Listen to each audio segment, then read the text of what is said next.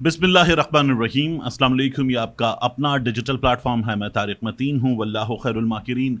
अल्लाह सबसे बेहतर तदबीर फरमाने वाला है, वही बचाएगा मेरे देश को बलाओं से। जो बारिश में शजर से घोंसला गिरने नहीं देता, क्योंकि उसकी तदबीर तमाम तदाबीर की इमाम है। आज यकम अक्टूबर, मेरा आपसे आज के दिन ये दूसरा इंटरेक्शन और अहम तरीन खबरें जो सुप्रीम कोर्ट ऑफ पाकिस्तान में हुआ, वो मैंने कल आपको बताया था कि मुमकिन तौर पर क्या होने जा रहा है, उसी तरह से हुआ। 11:30 बजे इजलास होना था। मुनीब अख्तर साहब ने अपने आप को इस केस से रिक्यूज नहीं किया। रिक्यूज टर्म है, लेकिन सीधे और आसान लफ्जों में इस केस से अपने आप को अलहदा नहीं किया। मगर काजी फाइज ईसा साहब ने 11:30 बजे होने वाली समाअत से पहले सुबह इस पर प्रैक्टिस एंड प्रोसीजर कमेटी का इजलास रख लिया। उस इजलास में मंसूर अली शाह साहब को दावत दी गई। मंसूर अली शाह साहब नहीं आए। काजी साहब ने उसके मीटिंग मिनट्स जारी किए और कहा कि मंसूर अली शाह साहब के ना आने पर उनके स्टाफ से रब्ता किया गया। उनके स्टाफ की जानिब से बताया गया कि मंसूर अली शाह साहब इस कमेटी में शिरकत नहीं कर रहे। और उसके बाद काजी फाइज ईसा साहब ने बेंच में शामिल कर लिया जस्टिस नईम अख्तर अफगान साहब को। तो जो बेंच था उसमें से मुनीब अख्तर साहब को निकाल दिया गया। ये काजी फाइज ईसा साहब ने किया, मुनीब अख्तर साहब ने खुद नहीं किया था। अब इस सिचुएशन में आप एक चीज़ देखिए कि माहिर कानून और वकला तहरीक के जब पहले चली थी रूह रवां, मुनीर मलिक साहब कहते हैं justice Munib did not recuse himself from case, just road conditional availability. सिर्फ ये बताया था कि मैं किस सूरत में अवेलेबल हूं।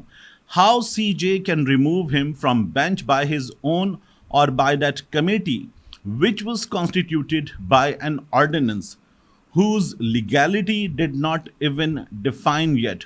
Totally disgusting. ये काजी फाइज ईसा के लिए वकला तहरीक के रूह रवां कह रहे हैं। हमारे यहाँ वकला तहरीक के रहनुमाओं को मुनीर मलिक हुए, एतजाज अहसन हुए, अली अहमद कुर्द हुए, दीगर रहनुमा हुए, इन्हें आइन और कानून का अलमबरदार कहा जाता है, अदलिया की आज़ादी का अलमबरदार कहा जाता है। और अब काजी फाइज ईसा जो उस अदलिया की तहरीक के नतीजे में बलूचिस्तान की हाई कोर्ट फारिग होने के बाद डायरेक्ट चीफ जस्टिस बने थे, वो काजी फाइज ईसा खुद इन लोगों को लगता है कि जो किरदार अदा कर रहे हैं वो किरदार है डिस्गस्टिंग। एक ये सूरत हाल है। समाअत हुई। समाअत में काजी फाइज ईसा साहब ने कुछ वकला को सुना और अब मजीद समाअत कल होगी। अब काजी फाइज ईसा साहब ने जब दीगर वकला को सुना तो वहाँ पर अली ज़फ़र साहब ने काजी फाइज ईसा साहब पर फिर एतराज़ किया और काजी फाइज ईसा साहब ने कहा कि अपनी बारी पे बोलिएगा, जमहूरियत कोई चीज़ होती नहीं होती। काजी फाइज ईसा साहब ने उनको बात नहीं करने दी, पहले भी नहीं करने दी थी। उन पर जब भी एतराज़ हुआ, काजी फाइज ईसा साहब ने उस एतराज़ को रद्द कर दिया। मंसूर अली शाह साहब का रवैया इस हवाले से हम पहले भी देख चुके हैं। वो अपने आप को एतराज़ किए जाने के बाद बेंच से अलहदा करने की मिसाल कायम कर चुके हैं हमारे सामने। काजी फाइज ईसा, चीफ जस्टिस मिस्टर जस्टिस काजी फाइज ईसा ऐसा नहीं करते, ये हमने देख लिया। तो जो अदालत की रिवायात, नज़ायर, प्रैक्टिसेस हैं जिन्हें आला अखलाकी प्रैक्टिसेस कहा जाता है, उन पर भी काजी फाइज ईसा अमल नहीं करते। आज के जंग अखबार में हेडलाइन लगी हुई है, हमें तनख्वाह मिलती है फैसले करने की। ये काजी फाइज ईसा साहब ने मुनीब अख्तर साहब पर चोट की थी अपनी तरफ से, हमें फैसले करने की तनख्वाह मिलती है। बंदा पूछे, जब सिविलियंस का मिलिट्री अदालत में ट्रायल का केस था और आप उठ गए थे, तो तब आप गालिबन अप्रैल 2023 में उठे और उठने के बाद सितंबर 2023 तक, यानी कि अप्रैल, मई, जून, जुलाई, अगस्त, फिर उसके बाद आप सितंबर, आप जो उड़ गए तो आपने क्या किया उसके बाद? आप तो मुसलसल बगैर काम किए तनख्वाह ले रहे थे। क्या आप पर यह एतराज़ हुआ? तो काजी फाइज ईसा साहब ने खुद भी जिन चीज़ों पर एतराज़ किया है, जैसे मंसूर अली शाह साहब को इस बेंच का सरबराह बनाएंगे, फिर खुद बन गए सरबराह। जैसे काजी फाइज ईसा साहब जो हैं, वो जिन बुनियादों पर कहते थे कि मैं बेंच में नहीं बैठूंगा, उन्हीं बुनियादों पर मुनीब अख्तर साहब का एतराज़ काजी साहब को अब जहर लग रहा है। तो काजी फाइज ईसा अपने किए पर भी खड़े ना होने वाले जज हैं और वो इस वक्त सिर्फ अपनी तौसी ایک شخص کی توسیع اس پر ہمیں کام کرتے ہوئے نظر آ رہے ہیں. وہ جو بات کر رہے ہیں نا کہ یہ جو ووٹ ہے یہ شمار ہوگا 63 والا, چلیے ایک لمحے کو مان لیجئے کہ کسی شخص کی رائے ہو سکتی ہے اور وہ اپنی پارٹی کی پالیسی کے خلاف ووٹ دے سکتا ہے. اس کی سزا یہ ہوگی کہ وہ اپنی سیٹ سے محروم ہو جائے گا, وہ نااہل ہو جائے گا. تب یہ پوچھا گیا تھا کہ نااہلی مخصوص مدت کے لیے ہوگی یا تاحیات نااہل ہوگا. عارف علوی صاحب نے پوچھا تھا, عمران خان کے خلاف تحریک عدم اعتماد آ رہی تھی, تو یہ تب ہوا تھا. تو بندیال صاحب کی عدالت نے عارف علوی صاحب کو جواب دیا تھا 4 مہینے کے بعد. عمران خان صاحب کی حکومت چلی گئی تھی, جواب نہیں آیا تھا. پھر جب جواب آ گیا تو ووٹ کاؤنٹ نہیں ہوگا. جب یہ ہوا تو حمزہ کی حکومت چلی گئی, کیونکہ حمزہ نے پاکستان تحریک انصاف کے لوگوں کے ووٹ لیے تھے اور وہ جو کچھ ہوا تھا ہمارے سامنے تھا.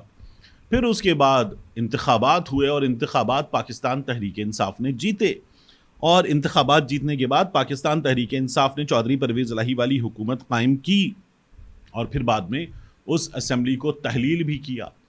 تو بات یہ ہے کہ ہمارے ہاں کچھ ایسے 2 روپے کے 4 والے دانشور, جو میں بار بار کہتا ہوں, وہ 2 روپے کے 4 والے دانشور ایک بار پھر کہہ رہے کہ جناب وہ آئین ری رائٹ کیا گیا تھا, وہ نہ ہوتا تو حمزہ کی حکومت نہ جاتی, حمزہ کی حکومت نہ جاتی, پرویز الہی کی حکومت نہ آتی, پرویز الہی کی حکومت نہ آتی, پنجاب کے اور خیبر پختونخوا کے انتخابات کی نوبت نہ آتی, یہ نہ ہوتا. ایسے تمام بے شرموں کے منہ پر ہمیشہ یہ جو اب میں آپ کو بتانے جا رہا ہوں یہ تھپڑ مار کے پوچھا کریں, تھپڑ مار کے کہ ٹھیک ہے وہ نہ ہوتا تو یہ نہ ہوتا. میں سب سے پہلے یہ جان لیجئے کہ چلیے مان لیتے ہیں آپ کی بات, وہ ووٹ کرتے, ان کا ووٹ کاؤنٹ ہوتا, حمزہ کی حکومت بن جاتی اور پھر اس کے بعد ان نشستوں پر ہوتے انتخابات.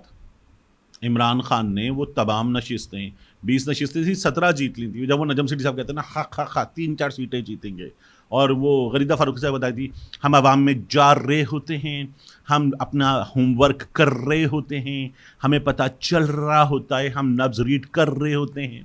تو اس وقت 3 سے 4 سیٹوں کی بات کرنے والے بتائیں 17 سیٹیں جیتا تھا عمران خان.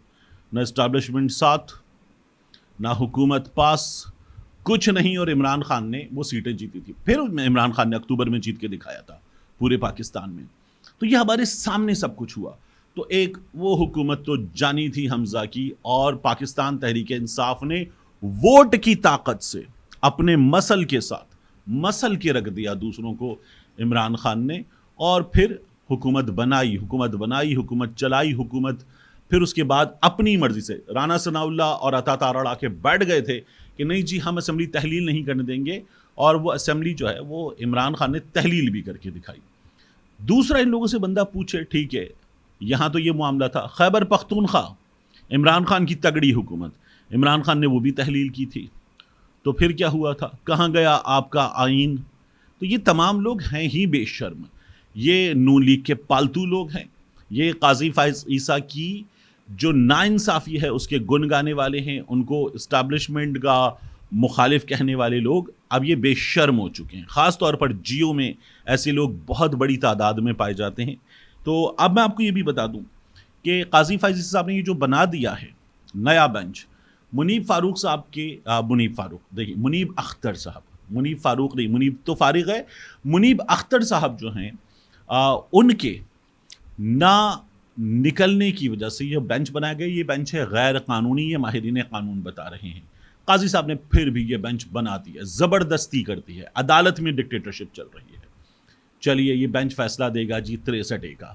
پھر اس کے بعد یہ حکومت کیا کرے گی, اب پاکستان تحریک انصاف کے لیے کرنے کا کام ہے. پاکستان تحریک انصاف کو اپنے ایم این ایز کو خیبر پختونخوا منتقل کرنا ہوگا, وہاں رکھنا ہوگا, سنبھال کے رکھنا ہوگا.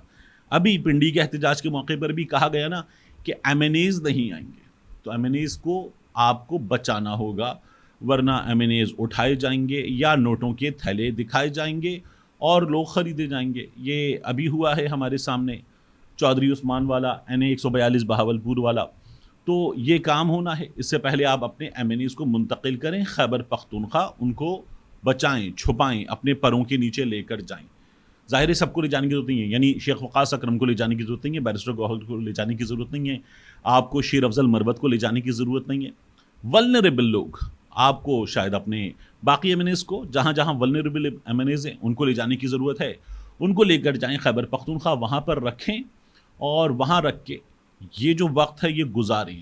یہ آپ کو 25 کے بعد تک یہ وقت گزارنا ہے.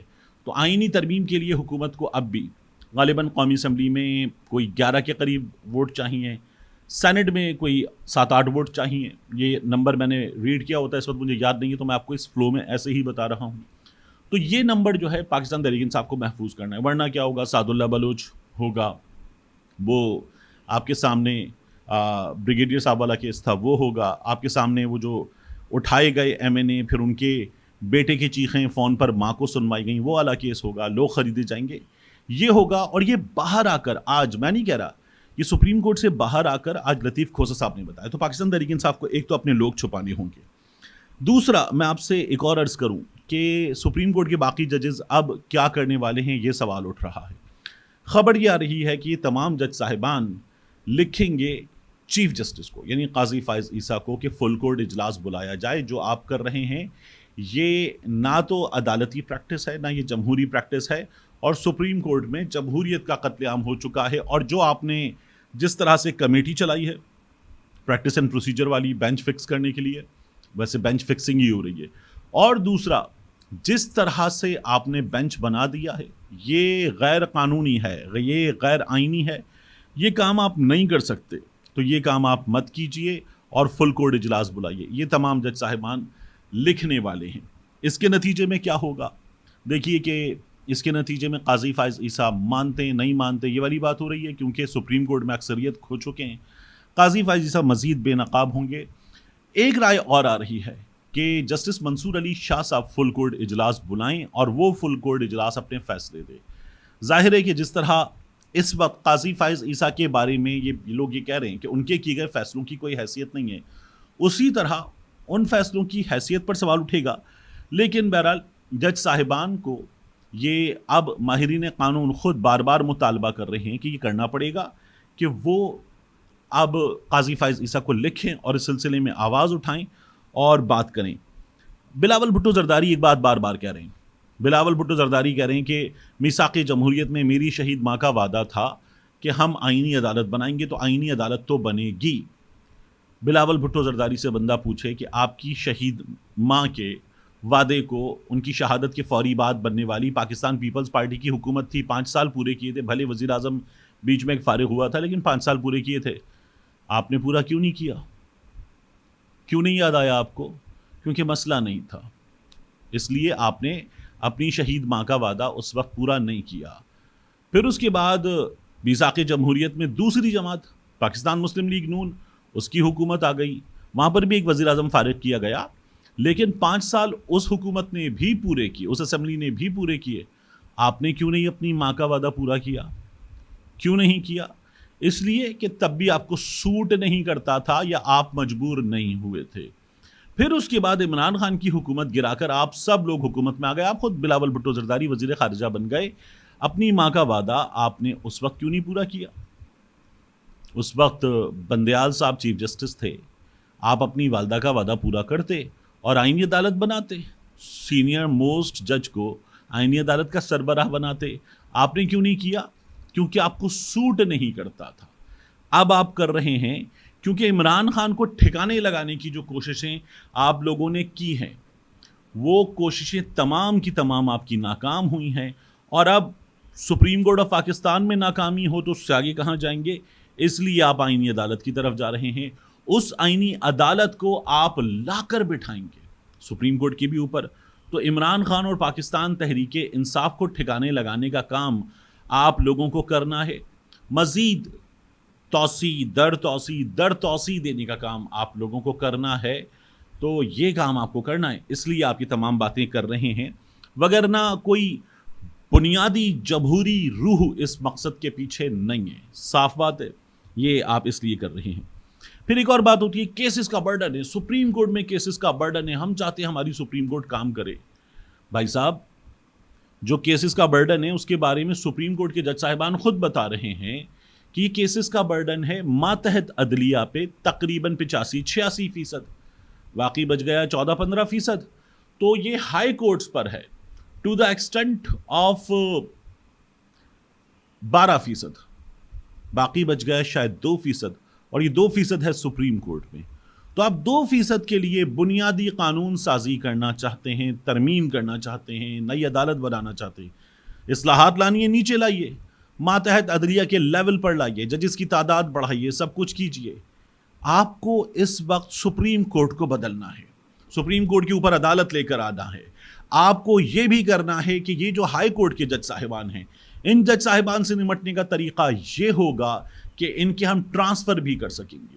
आपको सारे अपनी मर्जी के कवानीन बदलने हैं, अपनी मर्जी से काम करना है। इसमें जमहूरियत की मर्जी नहीं है, इसमें अवाम की मर्जी नहीं है, इसमें बुनियादी फलाह पाकिस्तान की और जमहूरियत की वो मकसद मुझे नज़र नहीं आता। मकसद है आप लोगों की अपनी बका और आपको लाने वालों की बका। इस तरह से आप इस वक्त चलना चाहते हैं। मिलते हैं इंशाल्लाह आपसे अगली वीडियो में।